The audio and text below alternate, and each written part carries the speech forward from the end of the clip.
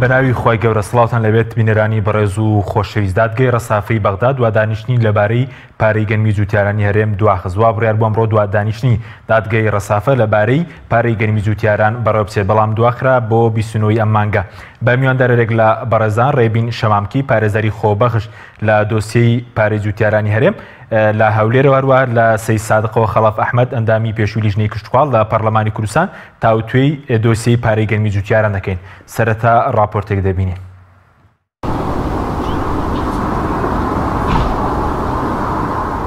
دادگای ڕەسافەی بەغداد دوادانیشتنی لەبارەی پارەی گەنمی جوتیارانی هەرێم بۆ 29 مانگ دواخست. وا بڕیار بوو ئەمڕۆ دوادانیشتنی دادگای ڕەسافەی بەغداد لەسەر کەیسی پارەی گەنمی جوتیارانی هەرێم بەڕێوە بچێت، بەڵام دانیشتنەکە دواخرا بۆ کۆتایی ئەم مانگە. حکوومەتی عێراق 554 ملیار و 850 ملیۆن دینار قەرزداری جوتیارانی هەرێمی کوردستانە و لە ساڵی 2014 و 2015 و 2016 پارەی گەنمەکەی بۆ خەرج نەکردوون. ڕێبین شەمامکی پارێزەری خۆبەخشی کەیسی جوتیارانی هەرێم بۆ پەیام ڕایگەیاند ماوەی 8 مانگە لە ڕێگەی یاساوە کار بۆ جێڕانەوەی پارەی گەنمی جوتیارانی هەرێم دەکەن و دادگاش 4 دانیشتنی لەسەر دۆسیەکە ئەنجام داوە. لە 4 دانیشتنەکەدا بەڵگەی تەواویان ڕادەستی دادگا کردووە. لەلایەکی ترەوە ئەحمەدی حاجی ڕەشید ئەندامی لیژنەی دارایی پەرلەمانی عێراق بۆ پەیام ئاماژە بەوە کات یەکێک لە داواکاریەکانی کورد لە پرۆژە یاسای بودجێ عێراق خەرجکردنی پارەی گەنمی جوتیارانە. ئەحمەدی حاجی ڕەشید وتیشی هەوڵ دەدەین لە یاسای بودجەی ئەم ساڵ شایستەی دارایی جوتیارانی هەرێم کە لای حکوومەتی عێراقە بچەسپێنین. ساڵانە جوتیارانی هەرێمی کوردستان ڕوبەڕووی کێشە دەبنەوە بەهۆی خەرج نەکردنی شایستەی دارایی لەلایەن حکوومەتی عێراق. حکوومەتی هەرێمیش خۆی ئامادە نییە پارەی گەنمی جوتیاران بکڕێتەوە و هەناردەی دەرەوەی بکاتەوە. بە پێی زانیاریەکان 50,000 جوتیار لە هەرێمی کوردستان چاوەڕێی ئەوەن حکوومەتی عێراق 554 ملیار دینار خەرج بکات کە شایستەی دارایی ساڵانی 2014 و 2015 و 2016.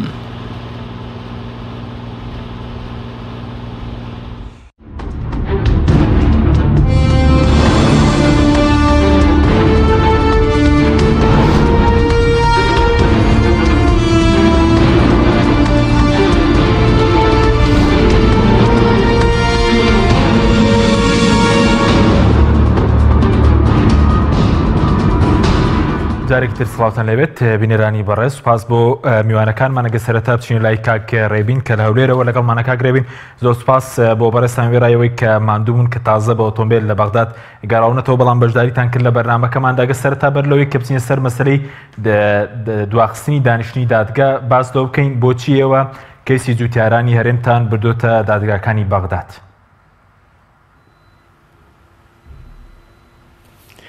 بەڵێ پێشی سڵاو لە ئێوە و لە بینەرانی پەیام. بێگومان ئەو پرسیارە لە جێی خۆیتی ئەو کەیسە لە ڕابردوو بە هیچ شێوەیەک بە دەرچینی یاسای بۆ نەکرابوو. خۆتان دەزانن ئەمە لە ڕێی عەقد و گرێبەستێکەوە لە بینی جوتیارەکان و کۆمپانیای دانەوێڵە دەکرێت ساڵانە بە پێی بڕەکەی ئەو کەمێک کە دیاری دەکرێت یانۆتە بە پێ و نرخێک کە دیاری دەکرێت. یاساییەنیش تو ئەو بەڵگانە بەدەستەوەیە کە تو بەرامبەر ئەوەی کە گەنمی لێوەرەگری ئەبێ پارە و شایستەکانی بدەیت. بۆیە لە ڕابردوو ڕەنگە وەکو سەفەقاتێکی سیاسی مامەڵی لەگەڵ کرابێ یانەوە تا جارووە بە لای بەغا وەکو سزایەکی سیاسی بەرامبەر هەرێم هەڵوێز وەرگیرابێ هەموو ئەوانە واریدە. بەڵام ئەوەی ئێمەی هاندا بۆ ئەو پرسە بەڕاستی سەرەتا پێشنیاری مامفارس سەرۆکی ڕێکخراوی جوتیارانی سەردەم بوو. ئێمەش بە خۆشحاڵی من و کاک بەشدار حەسەن خۆبەخشانە ئەو کەیسانەمان وەرگرتووی تر بە دۆداسینی یاساییمان بۆ کرد لە مانگی سێ خەری تەقریبی نزیکەی 8 مانگ و شتێکە. بەڵام بۆچی دادگای ڕەسافەتان هەڵبژاد؟ ئایا پێشتر باز لەوەکە کە لە دادگای فیدراڵی نوێنەرانی هەرێم سکاڵا تۆمارکەن نی بۆچی ئەو دادگایەتان هەڵبژاد دەبێت لەو دادگای یەکلا بکرێتەوە؟ بەخۆی ئەمە یەکەم جار سکاڵامان بەردەوەی سکاڵا لەسەر وەزیر تۆمار بکەین سەردانی وەزیرمان کرد لە هەموو ئەو شتانە ئاگادار بووین کەەوە هۆکاری دواخستنی پارەکان و بەو شێ ڕێژێ هۆکارەکانی چیە گەیشت ناو قەنەعەتە کە ئەوەندە شتی سیاسی لە پشتە پرسەکە مەسەلەکە ئیلتیزامکردنی وعدەکەی بەرامبەر گرێبەستەکە جارێک بە پاساوی ئەوەی گوایە گەنمێکی تاریب هاتوتە ئەم کوردستان و لە ڕێی بەتایبەتی 2014 کە ئەویان ڕەنگە مبڕێکی معقول بێت کۆمەڵێک خەڵکی نەفز نزم لە ڕێی سەتەیەوە بەهەر شێوەک لە شێوەکان توانی بێتەن سوء استیفادەیەکیان کردووی لەم وەرگرتنی لەو تەسلیمکردنی گەنمە بەڵام ئەوەش بۆ 15 و 16 بۆ و بۆ معلوماتی بەڕێزی شێت لە 2014 و 15 و 16 بە هیچ شێوەیەک سەقفی کەمەی وەرگرتنی گەن دانەوێڵە دیاری نەکرا واتە مەفتوح بوو بە وەرگرتنی جگە لە 17 و 18 کە بەم ئاخیرە سەقفێکیاندانا کە وتیان نابێ مەسەلەن لە 2017 لە 441,000 تەن زیاتر وەربژیرێ کابوو لە ڕابردوو هەموو ئەو بەهانی ئێستا کە هەیەی حکوومەتی عێراقی لەسەر ئەوەی کەمیەکی زیاد وەرگیرایە ڕەبتی بەوەیە کەەوە سەقفێکی مەفتوح بووە بەڵام ئێمە بۆ لە دادگای ئەو بجوابی ئەو پرسیارەت ئێمە لە دادگای یەکەم زار لە محکمەی ئیداری سکاڵاماکە چکە ئەوە ئیسناد دەکاتە سەر بڕگەیەکی قانونی کە عابادی ئەو کاتی سەرۆک وەزیران بوو لە 2018 لە 28 2018 وەکو تعلیماتێک نەک وەکو بڕیار تعلیماتێکی دەرکردووە ئەڵێ لەبەر ئەوەی هەرێم زیاد لە موازنەی 17% کە ئستحقاقی خۆیەتی گەنمی تەسلیم کردووە ئەمە بۆتە تعلیمات هاتوتە خوارەوە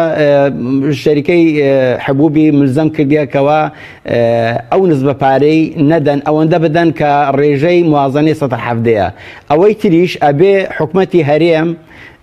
واتە بازرگانی وەزارەتی بازرگانی هەرێم ئەو دەبێ ملزەم بێ بیدا لە بودجەی 170ەی خۆی بیدا کامەش بە هیچ شێوەیەک شکلێکی قانونی نییە لەبەرەوەی حکومەتی هەرێم بە هیچ شێوەیەک زڵعی لەسەر ئەو مۆزوعە نەبوو لە وەرگرتنی گەنمەکە بۆ ئێمە لە دادگای محکمەی ئیداری کە سکاڵەمان تۆمار کرد لە 2 جەلسەی ئاخری لەسەر داواکاری جوابی وەزیر کە بەلایحەیەک هاتبوو وتی ئەمە اختصاصی محکمەی ئیداری نییە لەسەر پێشنیاری ئەو لە بۆ محکمەی بەداعی کەرخ تەحویل کرا 2 جەلسە لە محکمەی بەداعی کەرخ بەڕێوە چوو بە حکمی اختصاصی مەکانی کە لە قانون واریدە لەبەرەوەی مدیر عامی شەرکی حبوب بەپێی شوێنی نیشتە جێبوونەکەی لە ڕەسافە بوو ئیتر کەیسەکە بەیەک جاری تەحویلی ڕەسافە بوو چوار دانیشتنیش لە ڕەسافە بەڕێوە دەچی بۆی ئەوڕۆژەوە بەڵێ سپاس دەکەم دواتر دەگرم بۆ لای بەرزت کە بە دیاریکراوە سکاڵەتەنە سەرکی تۆمار کردەوە بۆچی دانیشتنەکە دواخرایە لەسەر داواکاریە بووە دەگرم بۆ لای بەرز کاک خەڵەف سوپاس بۆ بەڕێزشتان پێشتر لە لیژنەی کشتتوکال لە خولی پێشوو پەرلەمان کارتان لەسەر دۆسەی گەنمی جوتیاران کردووە بە هۆکاری دروستبوونی ئەم کێشەیە کە نەناردنی پارەی ساڵانی ڕابردووی گەنمی جوتیاران بە بۆ چوونیەوە بۆچی دەگەڕێتەوە بەڵێ بەنای خۆی گەورە سڵاو لە ئێوە سڵاو لە بینەرانی بەڕێز سڵاو لە میوانە بەڕێزەی کە لە هەولێرەوە بەشدارە لە ڕاستیە ئەم کەیسە گەڕێتەوە بۆ 2014 و کۆتایی 2014 و سەرەتای 2015 هەموو کەیسەکە پەیوەندی بە کێشەی سیاسی نێوان هەرێم و بەغاوە هەیە ئەسڵەن هەموو ئەو مبەرراتە قانونیانەی کە ئەوانەی هێننەوە هەر هەمووی پێچەوانەی یاسایە کێشەی ئێمە لەم بابەتە کێشەیەکی یاسایی نییە ئەوەندەی کێشەیەکی سیاسیە چونکە لە ڕابردوو بیانووی ئەوان بۆ نەدانی پارەکە بە تایبەت شەخصی عەبادی ئەوەیە کە لەساس زیاد لە توانای ئەنتاجی هەرێمی کوردستان گەنم تەسلیمی سایلۆکانی عێراق کراوە و گەنمی تەزویر تەسلیم کراوە کە ئەمانە هەمووی باتڵە لە ڕووی قانونیەوە چونکە حکوومەتی هەرێمی کوردستان نەبووە گەنمی لە جوتیاران وەرگرتووە سایلۆکان لە ژێر ئیشراف و بەڕێوەبردننی وەزارەتی تیجاری عێراقیا بوون لە کاتی وەرگرتنی گەنمەکە و پێی ئەو مستەنەداتانی کە لە نێوان وەزارەتی تیجاری عێراق و کۆمپانیای وەرگرتنی گەنم کە لە عێراق وەزارەتی تیجارە مخەوەلی کردووە ئەو ئیشانەکە لەگەڵ جوتیارەکانە هەموو حەقە لە لای فەلاحە و ئەوەی کە ئەوترێ گەنمی تەزویریش تەسلیم کراوە ئەسڵەن هەموو ئەو مۆزەفانی کە لەسەر مختبەرەکان بوون لە سایلۆکانی هەرێمی کوردستان لە بنکەکانی وەرگرتنی هەرێمی کوردستان لە زاخۆ تا خانەقین تا هەموو ناوچەکانی تر هەمویان مۆزەف و کارمەندی وەزارەتی تجاری عێراق بوون و ئەوان بڕیاریان داوە ئایا ئەم گەرمی ناوخۆی هەرێمی کوردستان یا دەرەوەی هەرێمی کوردستانە ئەم گەرمە دەرەجە 1 دەرەجە 2 دەرەجە 3 هەمووی ئەوان قەراریان لێ داوە ئەسڵان نەحکومەتی هەرێمی کوردستان وەزارەتی تجاری هەرێمی کوردستان ئاگای لەم بابەتە نییە بۆیە هەر کەم و کورتێک لە گەرمەکە هەبێ لە ڕووی گەرمی هاوردە بێ یا گەرمی داخلی بێ وەزارەتی تجاری لێ مەسئولە بۆیە ئێمە لە ڕابردوو کە چوینە بەغا 2 جار سەردانی بەغامان کرد و وەزیری تجارە دواتر سەرۆکایەتی کۆمار و نووسینگەی بەڕێز عەبادی دکتۆر محسین علاق پێم وایە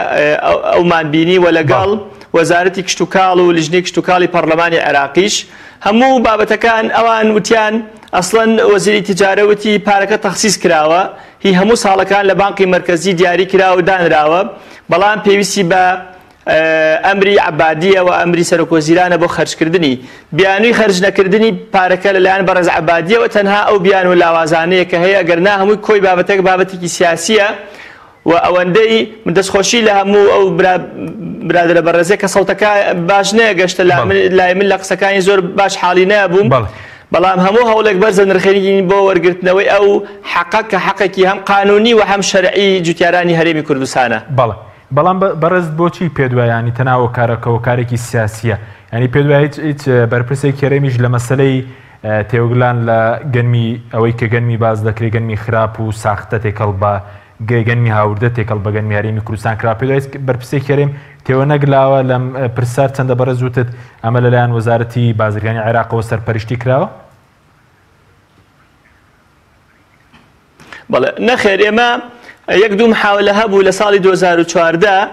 دواتر ئێمە لیژنەکانمان چڕ کردەوە و تەنسیقی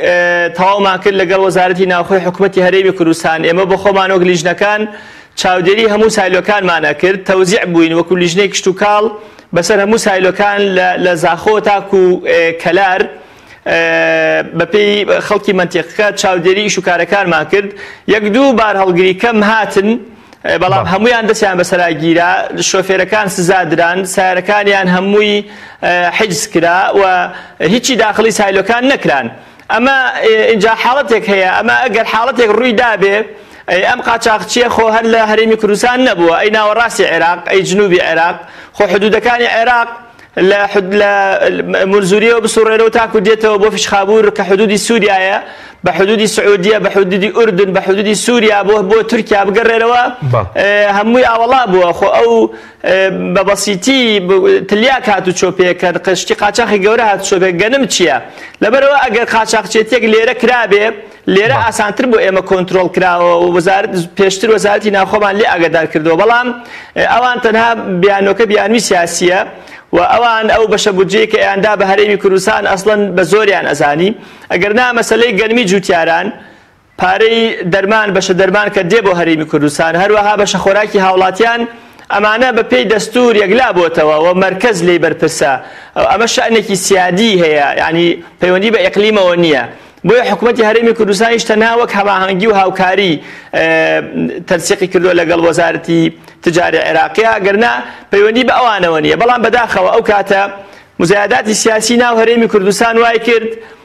هەندێک برادر هەندێک لە دوانی تەلەڤیزیۆنیاندا ئەویان زانی بەم قسانە حکوومەتی هەرێم ئەڕوخێ و کاتە هەمومان ڕەخنەمان لە حکوومەتی هەرێمی کوردستانە گرت و هەمومان کەم و کورتەکانمان ئەخستە ڕوو بەڵام هەندێک قسە هەیە ئەگەر ئینسان نەزانێت چۆنێکە لە زیانی گشتی تەواو ئەبێ و خەڵکیایە زەرمەندە بۆیە ئەو قسەی هەندێک برادر کردیان ئەوە دەرکەوت زیانێکی گەورەی جوتیاران و خەڵکی فەقیر و هەژاری ئەم وڵاتە تاکو ئێستا باجەکەی ئەدەن بەڵام ئێمە تاکو ئێستا گەرچی خولەکەی ئێمە تەواو بووە بێئومێد نەبووین لەم بابەتە چکە بە وردی ئاگامان لە کەیسەکە هەیە ئەو جارێک کە ئێمە لە 2015 جاری یەکەم کە چووینە بەغا پارێکی زۆر مابوو خۆ ئەو کاتە هیچ مەسەلەی پارەی گەرمی تەزویرۆوانە لە ئارایان نەبوو ئەو کاتە گرتبوویان لە سەدا 50 2014 مابوو 2015 هیچی نەدرابوو ئەو کاتە کێشیان دروستەکە ئێمە لە 2015 ڕۆشتین یەک دوو وەجبەی پارەیان ئەو کاتە نار دوای ئەوەی کە ئێمە لەگەڵ مهدی علاق ببوورن نەک محسین لەگەڵ دکتۆر مهدی علاق کۆبووینەوە یا داشماندایە بەڕێز سەرۆکوەزیر و سەرۆک کۆمار تەنسیقێکیان کرد و دو سێوەج بە پارە هاتا کوای لاتۆ ئێستا تقریبان ئەوەی 2014 لە سەتا دوانزەی ماوە ئەوەی لە سەدا ئەوەی 2015 و 2016 زۆر نییە هەمووی ناگاتە 600 ملیار دینارێک. بەڵە سپاس دەکەم دواتر گرێم بۆ لای بەڕێزت کاک لەبینێ گەم گرێم بۆ لای بەڕێزت ئێوە بە دیاریکراوی سکاڵاتەن لەسەر کێ تۆمار کردووە لە دادگا؟ بەڵێ ئێمە سەرەتا سکاڵامان لەسەر وەزیری تیجاری عێراقی تۆمار کرد 2000 لەسەر بەڕێوەبەری کۆمپانیای دانەوێڵە کە ڕاستەخۆ کۆنتاچی هەیە لەگەڵ جوتیارەکان وەکو گرێبەست. بەڵێ بەڵە بەس وەزیری بازرگانی کێسا گۆڕدراوە ینی کاریگەری نابێت لەسەر کەیسەکەیەوە وەزیری بازرگانی کە وەزیرێکی نوێ دانراوە لە حکوومەتی نوێ؟ حتمما ئێمە لە دانیشتنی 11 مانجی ڕابردوو کە دانیشتنیەکمان کرد لەگەڵ دانیشتنی دادگا بەڕێوە چوو ئەو کاتە نوێنەرانی بەڕێوەبەریش کۆمپانیای دانەوێڵە لەگەڵ نوێنەرانی قانونی وەکیلی قانونی وەزیری بازرگانی هاتبوون هیچ بەڵگەیشان پێ نەبوو لەسەر ئەو بەڵگانی ئێمە پێشکەشمان کردبوو ئەو بەڵگانی ئێمە پێشکەشمان کردو بریتی بوو لەوەی تەبعاً لەسەر داواکاری بەڕێز دادوەر کە داوای کردبوو ئایا ئێوە بەڵگەیەکتان هەیە لە 2014 و 15 جوتیار بە کاملی پارەکەی وەرگرت بێ وتمان بەڵێ هەیە بۆ دانیشتنی 11 ئێمە کۆمەڵێک بەڵگەمان هێنا بەڵگەی وای تیا بوو جوتیار هەبوو لە 24 شەشی 2014 لۆریەکی تەسمیل کرد و پارەکەی بە کاملی وەرگرت بوو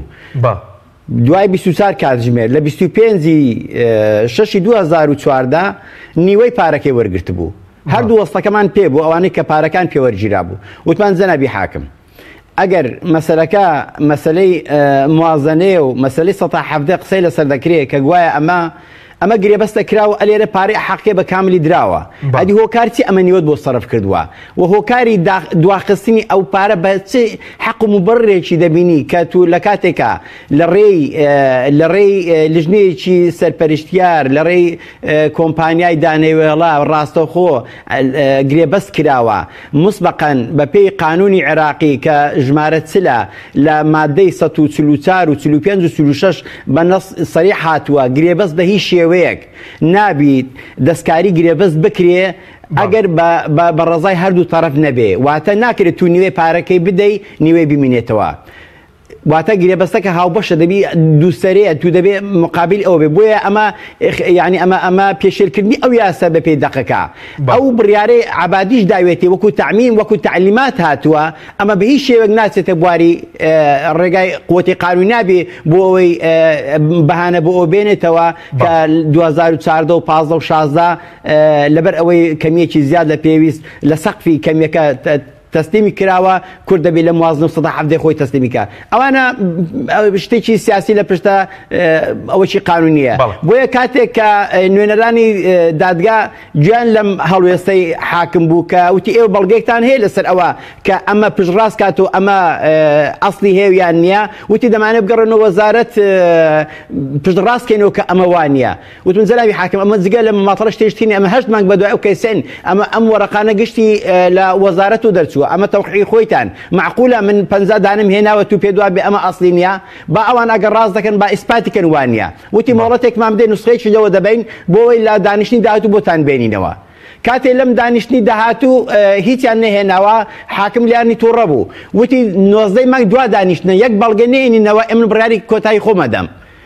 یعنی ئمە هەتا و دقی حەز ناکەن لە پشتی یاسا لە پشتی دادگا دەسەڵاتێکی سیاسی هەبێ بێوێ بەلاڕێدا بە لە دانیشتنی ئەمڕۆ ئەوان بە کۆمەڵێک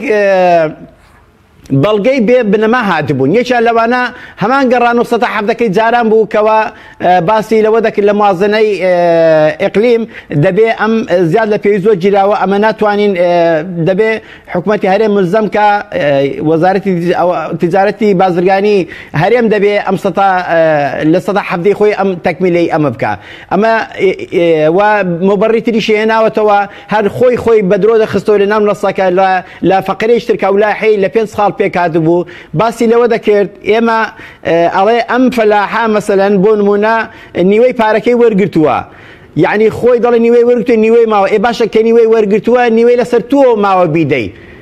بۆیە ئەمانە هەموو ئیشکالاتن مبەڕی بێبنەمان بۆی ئێمە داوامان لە حاکم کرد مۆڵەتێکمان بداتێ بۆی ئێمە خۆمان بەلایحەیەک جوابی بدەینەوە لەبەری ئەو کاتە ئێمە دەبا بگەڕێنە سەر کۆمەڵێک دەقی قانونی بۆی لایحەکەمان بەهێز بێ و بتوانین ڕەدێکی بەهێزی داواکانی ئەوان بدەینەوە یعنی لەسەر پاش ئەوەی ئێمە داواکەمان لایحەکەی خۆمان نووسی پێشکەشی ناو ئەوراقی حاکممان کرد بۆ جەلسەی داهاتووی 29 مانگ ئیشاڵڵا لە بەرژەوەندی جوتیارانیش یەکلا دەبێتەوە بەڵێ ینی دانیشتنی دادگا لەسەر داواکاریەوە بۆ 29 مانگ دواخراوە دانیشتنی 29 ئەم مانگە کە کۆتایە مانگەیە دوا دانیشتن لەو بارەیەوە بەڵێ لەسەر داوای ئێمە بۆ ئەو مۆڵەتە بەڵام ڕەنگە وەکو بەپێی ئەو بۆ چونانە لایحەی خۆیان هێنابوو ئێمەش ڕەدی ئەو لایحەمان داوەتەوە بە کۆمەڵێک بەڵگەی قانونی بۆیە شتێشتر ئیزافە ناکرێت بۆ ئەو پرسە ڕەنگە ئێمە شەفەویان شتی تریشمان هەبێ بۆ پشتڕاستکردنەوەی کۆمەڵێک کە ئەوان پێداژیری لەسەر ئەوە دەکەن کە زۆر ئەو باسە دێنەوە کە گەنمێکی زۆر لەم سایلۆکانی کوردستانەوە مەسەلەن تەسلیم کراوەتە حکوومەتی عێراقی ئەم ڕەگەنما لە 2014 کۆمەڵێک ناوچەی عێراقی خارجی ئەقلیم مەسەلەن وەکو بەعشیقا مەخمور ئەوان هەموو سەر بە مووسڵ بوون گەنمێکی زۆر بە پێی بەڵگەی کتابی ڕسمی حکوومەتی عێراقی داوا لە هەرێم کراوە ئەو گەنمانە لە سایلۆکانی کوردستان تەسلیم کرێ ئەمانە هەموو تەزەخمێکی گەورەی لەسەر ئەو کەمیە کردووە کە ئێستا حکوومەتی عێراقی بەهانە دێنێتەوە بۆەوەی زیاد لە پێویست وەرگیراوە بۆیە بۆ ئەوە ئێمە ئەو قسەیەشمان هەیە لە دانیشتنی داهاتوو بەڵێ سپاس دەکەم دوتەگرێن بۆ لای برسکاک خەڵف سەبارەت بەوەی کە باس لەوە دەکرێت کە چەند جارێک وەزارەتی بازرگانی عێراق ڕەزامەندی دەربریوە کە نیوەی ئەو پارەی کەی 2014 و 15 و 16 سەرفی بکات بەڵام بڵندجوتیارانی هەرێم ئامادە نەبوون وەری بگرن ئەم زانیاری ڕاستە ئامادە بوون کە نیوەی پارەکە سەرفکەن بەڵێ لە ماوەی ڕابردوو چەند جارێک پەیوەندیان کرد و وتیان ئێمە ئامادەین نسبەتێکی تر لەو پارەی کە ماوە خەرجی بکەین ئەوە کەیتری خەرج نەکرێ ئێمەش کۆبوونەوەی لیژنێک شت و کاڵمان کرد و تەنسیقمان لەگەڵ ئەنجومەنی وەزیران کرد پرسیارمان کرد بە دوواداچوومان کرد ئەگەر ئەمە وەک وەجبەتەکانی تر کە لە ڕابردوو دراوە وەجبێکی تر پارە دێوە درێ بە جوتیاران ئەوە زۆر باشە و پێمان خۆشە بەڵام ئەگەر ئەیانێ ئەم وەجبە وەک دوا وەجبە بیدەن و ئەو بڕەپارەی کە ماوە لە لای عێراقی ئەیانەوێ نەیدەن بە چ قانونێک مەسەلەن بە چ قەرارێک ئەم پارەی ئەیانەوێ نەیدەن بۆیە دوای بە دوواداچوونی ئێمە و دوای تەنسیقمان لەگەڵ ئەنجومەنی وەزیران و دوای ئەوەی کە قسەمان لەگەڵ نوێنەرەکەی سایلۆکانی هەرێمی کوردستان بەتایبەت نوێنەری سایلۆی سلەیمانی کە چوو بۆ بەغا قسەمان لەگەڵ کرد ئێمە لە لیژنەی کشت و کاڵ وتمان هیچ مستەمسەکێک بەدەستمانەوە هێڵێ دواتر لە دوای ئەو وەجبەی پارەکە دێ بتوانین وەجبەکەی تر داوا بکەین وتی نەخێر هیچ مستەمسەیەک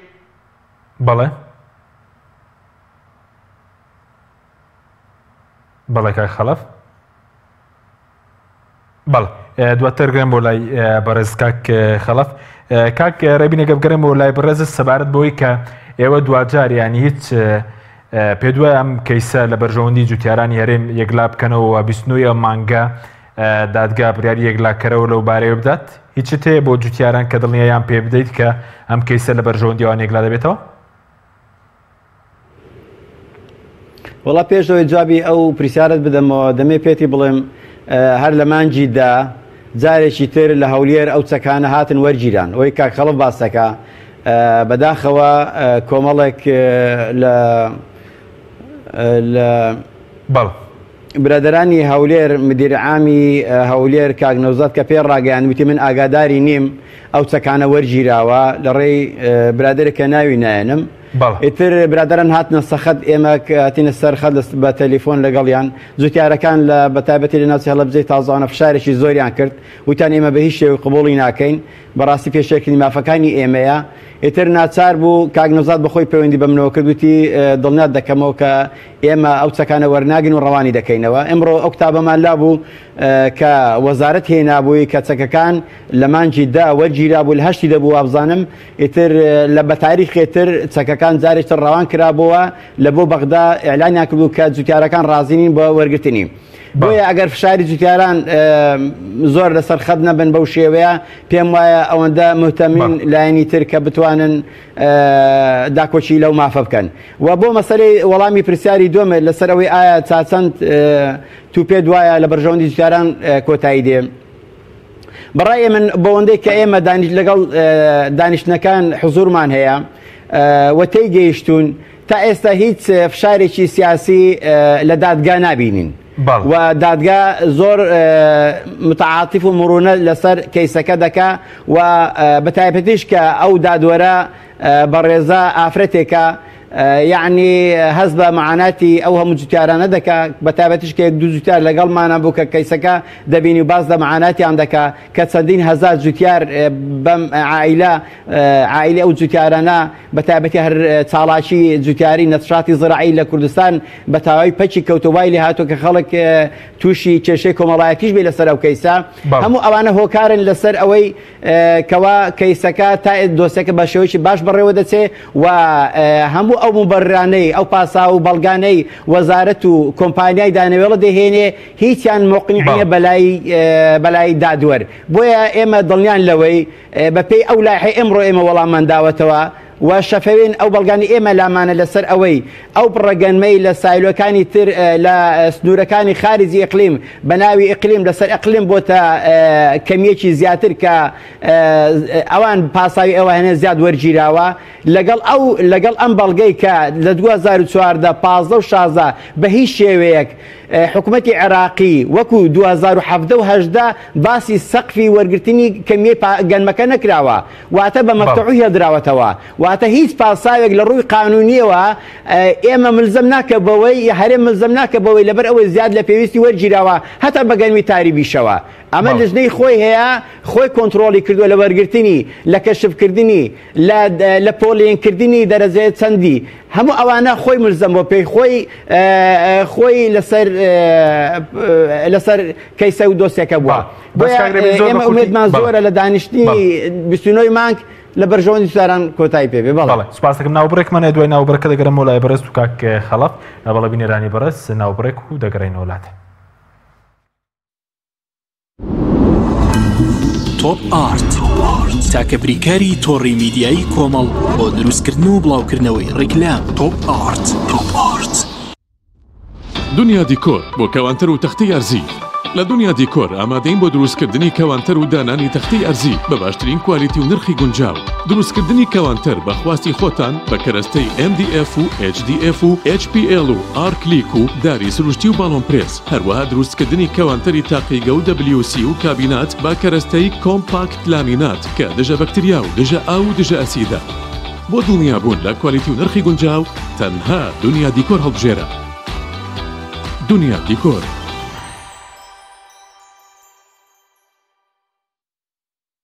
فانسینێت خێراترین هێڵی ئینتەرنێت بە داوەلۆندی بێسنوور ئێستا لە خزمەت کڕیاراندایە فانسینێت جۆرەها کارتی پڕکردنەوەی بۆ ئامادە کردوون کە سەرجەمیان داوەلۆندیان بێسنوورە بۆ ماڵ و شوێنە گشتیەکان کارتی 9000 دیناری بۆ ماوەی 1 هەفتە کارتی 7000 دیناری بۆ ماوەی 15 ڕۆژ کارتی 30000 دیناری بۆ ماوەی مانگێک کارتی 40000 دیناری بۆ ماوەی مانگێک و بە خێرایی زیاتر کە تایبەتە بە یاری ئۆنلاین هێڵی فانسینێت لە ڕێگەی ئامێرێکی تایبەت کە لە سەرباندا دەنرێت وەردەگیرێت و لە ڕێگەی گەێنەرێک بۆ ئامێری بڵاوکردنەوە لە ناو ماڵەکەت یان شوێنی کارەکەت کاری پێدەکرێت ژمارەی تەلەفۆن 0 224 75 74 یان 0 194 36 37 فانسینێت تۆپ ئارت تاکە بریکاری تۆڕی میدیایی کۆمەڵ بۆ دروستکردن و بڵاوکردنەوەی ڕیکلام تۆپ ئارت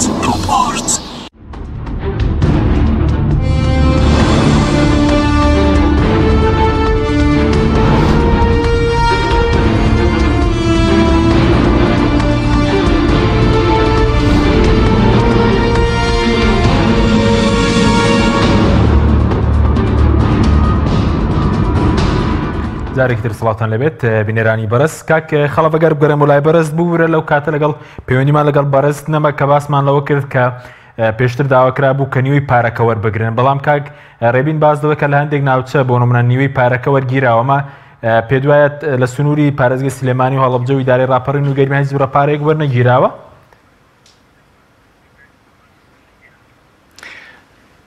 دوای ئەوەی کە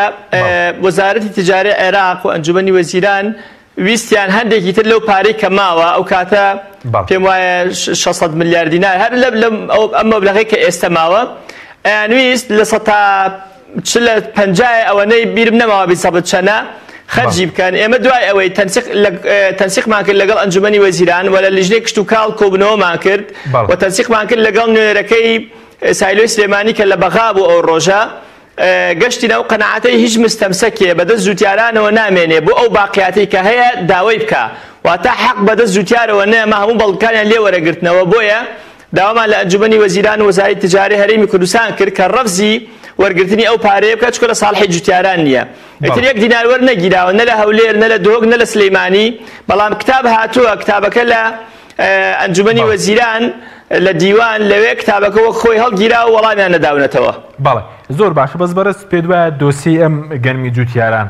لە ڕێگەی یاساییەوە ئەوەی کە کاک ڕێبینی و ئەوان دەستیان داوەتێ دەتوانێت بگاتە ئامانجیاخ و لە ڕێگەی ڕێکەوتنی سیاسی کێسێمە لە سەروبەندی تاو پێکێنانی حکومەتی نوێین و مەسەلەی یاسای بودجەی عێراق ئێستا لە پەرلەمانە لە کام ڕێگەیەوە دەتوانرێت ئەمە بکرێت؟ هەردوو دیوە قانونی و سیاسەکە ضرورە لە ڕووی سیاسیەوە ضرورترە چکە خۆتان زانن عێراق لە چ دۆخێکایە و هەندێک موسساتیان هەیە بەڵام گەندەڵی تاکو لووتکە ڕۆشتووە و هەموو هەوڵێک سوودی خۆی ئەبێ لە عێراقا لە ڕووی سیاسیەوە قسە لەگەڵ جەنابی سەرۆکۆمار کراوە و وعدی داوە لە کاتی تەشکیلکردنی حکوومەت و کاتێککە تۆزە ئیستیقرار لە عێراق دروست بوو یەکێ لە کەیسەکان بە بەرنامە لەگەڵ بەڕێز عادل عەبدولمەهدی باسی بکە مەسەلەی کەیسی گەرمی جوتیارانە بێ ئەو هەوڵەی کە ئەو کاک ڕێبین و ئەو برادرانە داویان لە ڕووی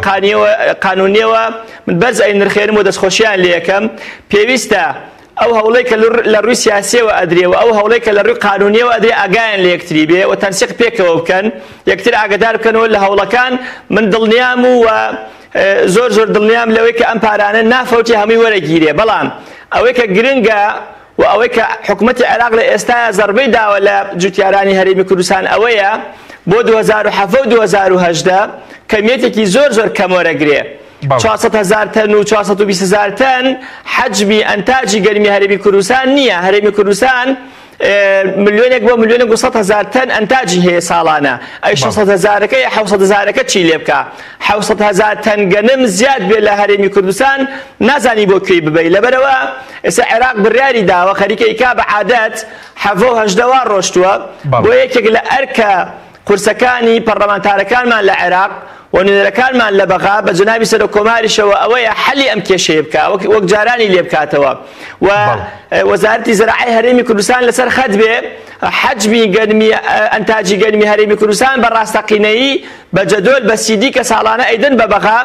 تیان گەن کە ئەنتاجی حەقیقی ئێمە ملیۆنێک تەن گەنم زیاترە 300,000 تەن یان 400,000 تەن یعنی چی لێما وەرەگرن بۆیە ئەمە مشکلەی گەورەی دروست کردووە کاک حەکیم بۆ جوتیارەکان بۆ ئەگەر جوتیارێک 20 دۆنم زەوی بچێنێ بە گەنم ئەگەر 15 تەن گەنمی هەبێ عێراق نزیکەی تەنێک و 600 کیلۆی لێ وەرەگرێ واتە لە ئەو میکانیزمەی کە هەیە بۆ تەسلیمکردنی گەنمەکە میکانیزمێکی زۆر سەقەتە جوتیار مشکلەی گەورەی بۆ دروستە بێ 50 ڕەسیدی گەنم کۆکەیتەوە ناتوانانی یەکبار هەڵگری پێ تەسلیم بکەی لەبەرەوە ئەمە قەدرێکی گەورەیە پێویستە بەر لە هەموو شتێ ئەوە چارەسەر بکرێ و ئینشاءڵڵا بە هەوڵی ئەو برادرانە و هەموو ئەو خەڵکانی تر کە تەنسیقمان بۆ دروست کردوون لە بەغا و حکوومەتی هەرێمی کوردستانیش لە ڕابردوو بەڵێنی داوە و ئێمە لەم ئەخیران لەگەڵ بەڕێز کاقوبات دانیشتوین کاقوبات یەکێک لە وعدەکانی ئەوەیە کە بە جوتیارەکان ڕاستەوخۆ پێیداون لە دوای تەشکیلکردنی کابینەی حکوومەت ئینشاءڵڵا تەنسیق لەگەڵ سەرۆکۆمار و حکوومەتی عێراقی ئەکەن بۆ وەرگرتنەوەی پارەکەەوە بە تەنسیق لەگەڵ ئەو برادرانی کە لە ڕووی قانونیەوە ماندوو بوون و من دەستخۆشیان لێ یەکەم. بەڵێ ئەگەر بە کورتی وەڵامی و پرسیارەمان دەیت و دواتریش دەگەڕێم بۆ لای بەڕێز بۆ مەسەلەی ناو پەرلەمان کە ئێستا پرۆژەی پرۆژه یاسای بودجێ عێراق خەریکی دەستکاریکردنە 5 کورد لە ئەندامی لە لیژنەی دارایی پەرلەمانی عێراقی وەزیری دارایی ئەمجار هەر خۆی کوردە پێ دوای ئەوان ڕۆڵیان چیەوە بە تایبەتی کە لە مەسەلەی بودجە لە یاسای بودجە بیچەسپێن و بکرێت بە شتێکی مسۆگەر بۆ جوتیارانی هەرێم ئەوان لە ساڵی 2016 و 2017 و 2018 هەوڵی باشیاندا لە کاتی تێپەڕاندنی بودجە لە عێراق خاڵ ناگەی لەو مەجالە ماندوو بوون و دەوری باشیان بینی ئەمە لە ڕووی قانونیەوە دوو جاریتر بڕیاری لە ئەنجومەنی لە پەرلەمانی عێراقی بۆ دەرچووە کە حکوومەتی ملزم بکە بە گێڕانەوەی ئەو پارە بەڵام عەبادی جێبەجێ نەکردووە بەڵام ئەتوانن لە بودجەیە لە یەک فەقەرەی بودجەکە یاسای بودجە بەبەستە لە مەوازنە لە فەقەرێکا تەسبیتی بکەن حکوومەت بەپێی قانون و بەپێی قانونی بودجە ملزم بکەن بە گێڕانەوەی مەبلەغەکە بنووسن کە ئەوەندە پارە لە لای ئەنجومەنی وەزیران و وەزارەتی تیجارە و دارایی عێراق ماوە کە حەقی قانونی جوتیارانی هەرێمی کوردستان ئەتوان بە ملحەقێک لە یاسای بودجە بیچەسپێن کە ئەوە زۆر گرنگە بێ بۆ لە ڕووی قانونیە و بۆ پشتیوانی لە ئەو بەڕێزانش کە ئێستا خەریکن و لە هەوڵەکانی سەرۆک کۆماریش. بەڵێ سوپاس دەکەین کاگرێ بنەگە بگەڕێنی و لای بەڕێزت بە دیاری کراوی ئەو بڕەپارەی کێوە لە دادگا داواتان کردووە بۆ جوتیارانی هەرێم چەندە ئەمڕۆ بەڕێوەبەری گشتی لە وەزارەتی بازرگانی باسی لەو کردو کە نزیکەی 50,000 جوتیار مافیان هەیە لەو بڕەپارەی بە دیاریکراوی بڕەپارەیە چەندە ئەوێت تەنە داوای قەرەبووی ئەو پارەتان کە یاخود داوای قەرەبووی دواکەوتنیش تان کردووە لە دادگا. بەڵێ ئێمە جگە لەو بڕەپارەیە داوای غرامە تاخیریشمان کردووە لەو بارەوە بۆ پارەکە وەکو زەناتەن لە راپۆرتەکە باستان کرد نزیکەی 554 میلیارد دینار دەبێ ئەمە زیاتر لە 50 یعنی تقریبا زیاتر لە 3,100 و قسوور جوتیار دەبێت کە ژیانی زیاتر لە 56,000 سەرخێزانە ئەو بڕەپارەیە و ئێمە لە دۆسێکە داوا لەسەر ئەو بڕەپارەیە دەکرێت کە ماوە بدرێ واتە ئەو پارەی کە تا ئێستا ئەو بڕەپارەی کە ماوە هیچ ساڵێک بە کاملی نەماوە لای حکوومەت هەمووی بە ڕێژە ماوە ئیتر لەسەر ئەو ڕێژایە ئێمە سکاڵاکەمان تۆمار کردووە. بەڵێ باشە حکوومەتی هەرێم هیچ هەمانگێکی کردوون وەزارەتی بازرگانی لەم دۆسیەی کە بەڕێزت وتت هەژ مانگە خەریکن لە بەغداد هیچ هاوکاری و هەمانگیان لەگەڵ کردوون لەگەڵەوە؟ لە سلێمانی بەڕێوەری سایلویە کاک محەممەد لەگەڵمان هاوکار بوو بۆ هەندێک داتا و ڕقم لە دهۆک بەرپرسی سایلۆیەک لە هەولێر کاک ناوزاد خۆشحاڵی خۆی دەربڕێ بەرامبەر بە و هەوڵی ئێمە بڕێوەری گشتی تیجارە داوای لێمان کرد بمان بینی ئێمە و کاتە لە کەرکووک بووین کاتمان نەبوو بەڵام ویستم شتێتر باز بکەم لەبیرم کرد بۆتانی باسکەم لە دانیشتنی 11دا دوای دادگا دوای بەڕێوەچوونی دادگاکە و تقریبا تووڕەبوونی دادوەر لە نوێنەرەکانی حکوومەت کەوتی من 19 مانگ بڕیاری کۆتایی دەدەم لە کاتژمێر 6:58 دقا جەنابی وەزیر ڕیسالەی نارد وەزیری تجاری عێراقی داوای لە من و کاک بەشدار کردبوو چامان پێ بکەوێت. بەڵێ ئێمە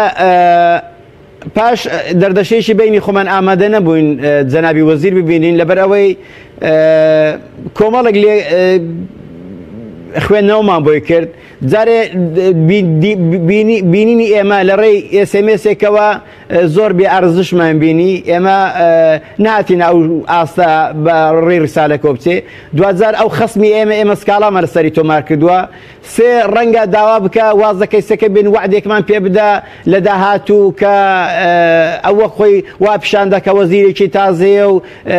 زڵعینیە لەو کێشانە ئێمە هەموو ئەومانە کۆمەڵی تاوتەیە کە لای خۆمانەوە ئامادە نەبووین مادەم خەسمی ئێمەیە ڕێگە بە دادگا دەدەین دادگا ئیشی خۆی بکە. بەڵێ ینی وەزیری تازەی بازرگانیش ئاگاداری ئەم دۆسیەیە؟ بەڵێ ئەو داوای کرد وەزیری بازرگانی تازە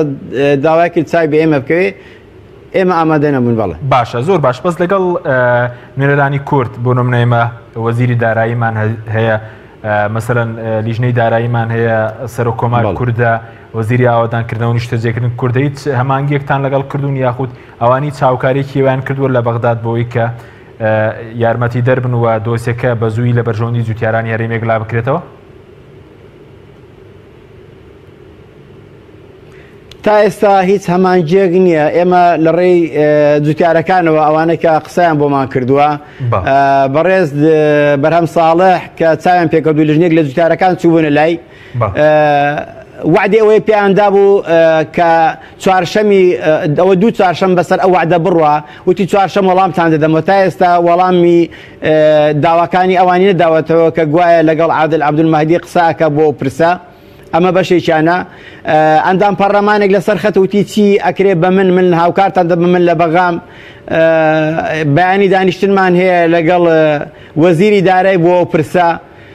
وتمان ئێمە ئیشەکە ئێمە لە ڕووی قانونی و دادگاوە بۆ ڕۆشتون. پێمان خۆشە دادگا تا ئێستا ئێمە بە بێلایانی دەبێنین لەو کەیس و دۆسیەیە. ئەگەر تەمەشامان کرد بڕیارەکان فشاری سیاسی لەسرە کار دەگاتە ئەوەی بە ئەنقەز دەستی لە پشتەوە بێ بۆ ئەوەی دادگا لە بەرژەوەندی ئێمە بڕیار نەدا ئەوە پرسێشکە ڕەنگە ئێمە ئەو کاتە هەڵوێستیشکە وەربگرین و ڕێگای تر بگرینە بەر اینجا بە هەماهەنگیبی بە دیتنی عادل عەبدولمەهدیبی لە ڕێی جوتیارەکانەوە کوونێ نەراتێک لە ڕێی وەزیری بازرگانی تازە بێ کۆم ئەڵەشتی پرسیت کە لە ڕێگایە و پێشمان خۆشە هەر جیهات ویلایەنێک چ ئەندام پەرلەمانەکەمێت چ ئەو لیژنانە بەڕێزانێک کە لە پەرلەماندان ئەو کەیسانە ئیتی جوتیارەکان کە ئەو کەیسێ کوشت و کاڵ دەبن یا لە بازرگانی دەبن بۆ هەر پرسێک هەتا وەزیری دارایی بێ ئەوانەی ڕەبتی بە مافی جوتیارەکانی هەرێم هەیە ئەوە خەمی هەمووانە. ئێمە خۆبەخشانە بۆ ئەو کەیسێ چوون خەڵکێکەیە لێ مستەفیدە و بە پارە لەوێندەرێ هەیە ڕەنگە ئیمتیازاتی باشێ بێ بەڵام گرنگ ئەوەیە ئەم پرسێکی ژیانی جوتیاران و چاڵاکی بژێوی چاڵاکی جوتیاری پێوە پابەندە. بەداخەوە ئەمە لای وەزیریش ئەومان باسی کە دوتم ئەوە وەکەوە بە ئەنقەست و نشاتی زراعی لە کوردستان ببڕی لەسەر ئەو پرسە کێشەی کۆمەڵاتی کەوتۆتەوە ناکرێت دەشتێکی وەکو شارە زۆر دەتوانی دابینی ئەمنی غذایی هەموو عێراق بکە کەچی لێستادا خەڵکێک لەوێت جوتیارێک پارەی نەبێ پێین و چیمای پێ بکڕێ بنەتۆ بکرێت لە بەوەی بیچێڵێ. هەموو ئەوانە وەزیر ئەترافیکیت کە ئەمە جگە لە دەسەڵاتی عەبادی شتێشتر نییە ئەوە زڵعی منی تێدانە وعدی ئێوەدا یاداشتەکە ئێمە گەیاندە عەبادی بەڵام بەداخەوە ئێمە لەوێش پێماوە دوای 15 ڕۆژتر خۆت و عەبادی هیچ وەڵامێک لێ وەرنی ئێمە سکاڵەتە لەسەر تۆمار دەکەین ئەوە بۆ وەڵامە وەرگرت ئێمە سکاڵامان تۆمار کرد. سوپاس دەکەین. کاک خەڵەف کاتمان زۆر کەماوە سەبارەت بەوەی کە قسە لەسەرەوەیە کە هەرێمی کوردستان مەسەر ناوچێکی دۆڵەمەندە بە دانەوێڵە بە گەنم ساڵی ڕابردوو ملیۆنێک و باس لە 300,000 تەن دەکرێت. بۆچی حکوومەتی هەرێمی کوردستان خۆی ئەم گەرمە لە جوتیارە ناکرێتەوە خۆی هاودەی دەرەوەی ناکاتەوە کارەکەی چییە کە وەزارەتی بازرگانی بۆ نمونە خۆی ئەم کارە ناکات؟ وەک گوتم گەنم هەم بەشە خۆراکی هاوڵاتیان و هەم بەشە دەرمان وەک ئاو چۆن شانێکی سیادی هەیە ئەمی شانێکی سیادی هەیە و ئەوە بودجەی بۆ تەرخان کراوە بۆیە حکوومەتی هەرێمی کوردستان وای باشزانانی و عێراق وەری بگرێتەوە. بەڵام ئێمە لە کۆتایی 2016 بوو پێشنیارێکماندا بە سەرۆکاتی ئەنجومەنی وەزیران ئێمە لە لیژنەی کشت و کاڵ پێماندان و لەگەڵ ئاشەکان قسەمان کردبوو کارگەکانی هاڕینی گەنم مەبەسمە ئەوان توانی تەنسیق دروست بکەن ئەو بەشەی کە لە ئەمێنێتەوە زیادە لە وەرگرتنی کە عێراق وەری بگرێت حکوومەتی هەرێمی کوردستان ئەیتوانی تەنها تەنسیق دروست بکە ئەو بەشە گەرمە وەربگرێتەوە هیچ پارەیەکیش نەدا تەنانەت ئەگەر پارەیەشدا دواتر لە بازار ئاردەکە ئەفرۆشرێتەوە قازانجیش ئەکا بۆیە ئەبێ بۆ لەم کابینە تازەی حکوومەت کە دروست ئەبێ پلان هەبێ بۆ وەرگرتنی گەنم هیچ نەبێ ئەمە احتیاتی گەنممان هەبێ ئەگەر ئەمساڵ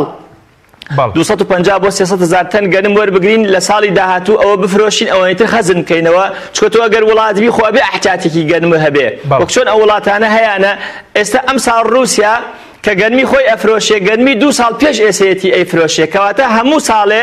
احتیاتی 3 ساڵ گەنمی خۆیانیان هەیە ئەوان ئێمە شوا بکەین. بەڵێ زۆر باشە. بەڵام سەبارەت بە مەسەلەی ئەوەی کە هەرێم ینی خۆی بۆچی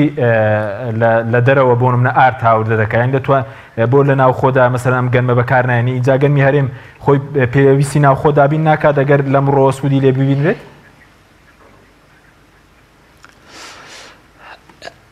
بابەتەکان زۆر قوڵن و هەموویشی خەفەتبار و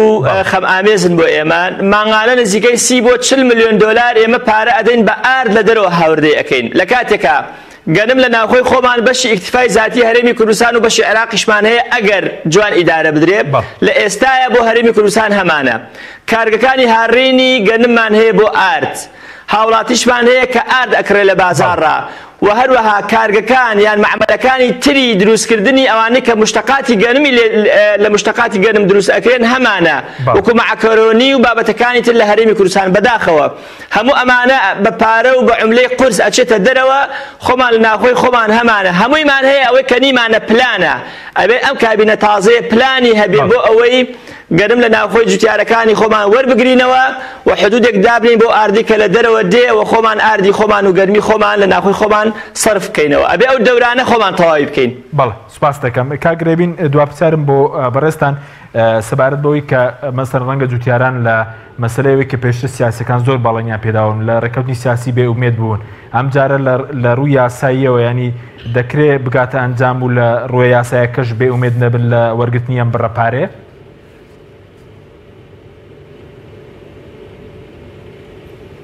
بەڵێ زۆر جار خۆیان باسی ئەو پرساکەن و ئێمەش قەناعەتێکمان بۆ دروست بووە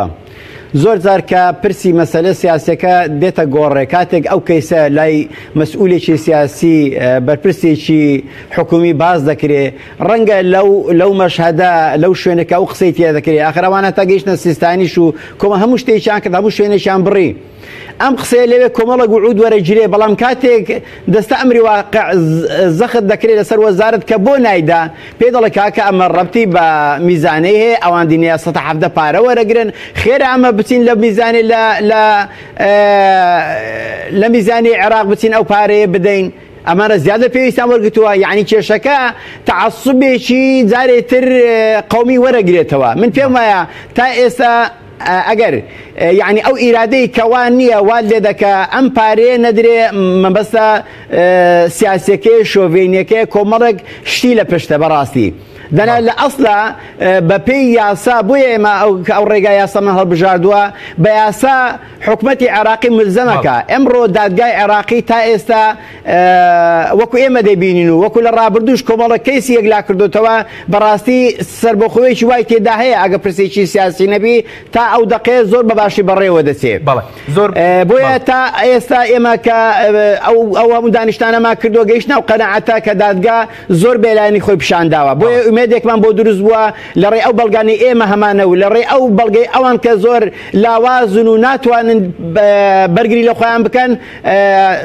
دۆستێکە لە بەرژەوەندی جوتیارانی هەرێم کۆتایی دێ ئینشاءالله زۆر بە کورتی حکومەت هەرێم کەم تەرخەم بۆ لە مەسەلەی داکۆکی نەکردن بۆ وەرگرتنەوەی ئەم بڕەپارەی کە لای حکومەتی عێراقی بە کورتی بێ کاتمان ئاوسپاس دەکەین. وڵای کەم تەرخەمێکە طبعاً ئێمە بە کەم تەرخەمی حکومەتی هەرێم دەبینین حکومەتی هەرێم کۆمەڵێک فشاری بەدەستەوەیە کۆمەڵێک کارتی بەدەستەوەیە ڕەنگە لە ئێستا ئەو کارتانە زۆر لاوازون بەڵام لە ڕۆژگارێکە ڕەنگە بیتوانی باە ڕەبتیکە بە کۆمەڵێک مەسائلی ترەوە ئەوەندە خەریکی تەهریبی نەوت و فرۆشتنی نەوت و کەیسی نەوت و بای حەسەن و هاڤانە بووە ئەوەندە لە خەمی ئەوە نەبووە کە جوتیارەکان بنەتوێیان نییە جوتیارەکان کێشەی کۆمەڵاتیان بۆ دروستنیان توانی ئەو مافیان بوودا بەڵێ حکومەتی هەرێم 100% خەمساردووە ئەگەر هەوڵێکیش بوو بێ لە ڕێی هەولی تاکە کەس بووە هەوڵی خەڵکانێکی دووسۆز بووە کە هەستێ بە معاناتی جوتیار کردووە دەنا وەکو حکومەتی هەرێم تا ئێستا وەفدێکی باڵا سەرۆکی نەچوونەتە ناو مفاوەزاتێک لەسەر ئەو کەیسە سەرۆکی حکومەت خۆی بڕوا لەسەر ئەم کەیسە قسە بکات یەکێک بیکاتە یەکێک لە بژاردەی ئیشەکانی بەداخەوە ئەوانە نەکراوە بۆیە ئەوە هەموو کەم تەرخەمی پێوە دراوە کەس ناتوانانی ببێتە محامی دیفاعیان لێ بکات. زۆر سپاس بۆ بەڕێزان ڕێبین شمامکی پارێزەری خۆبەخش لە دۆسیەی پارەی جوتیارانی هەرێم کە لە هەولێرەوە لەگەڵ مابیوە خەڵەف ئەحمەد ئەندامی پێشوو لیژنێکی کشتتوکاڵی پەرلەمانی کوردستان کە لە سەی سادقەوە لەگەڵ مابووی سوپاس بۆ بینێرانی بەڕێز سوپاس بۆ هاوکارانم تا بەرنامێکی دیکە خواتان لەگەڵ